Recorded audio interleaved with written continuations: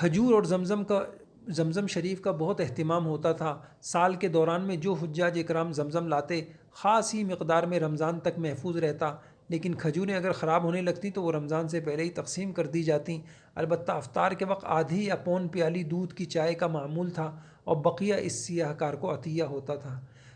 حضرت نور اللہ مرقد کے زمانے میں تقریباً 10 منٹ کا فصل ہوتا تھا کہ اپنے گھروں سے افطار کر کے آنے والے اپنے گھر سے افطار کر کے نماز میں شریک ہو سکیں۔ حضرت کا معمول مدرسے میں افطار کا رہا۔ چند خدام یا مہمان 15-20 کے درمیان میں افطار میں ہوتے۔ مدینہ منورہ میں مدرسہ شرعیہ میں افطار کا معمول تھا۔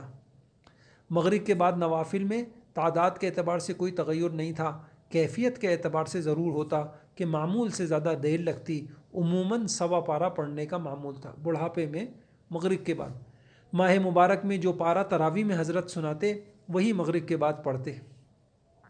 اوابین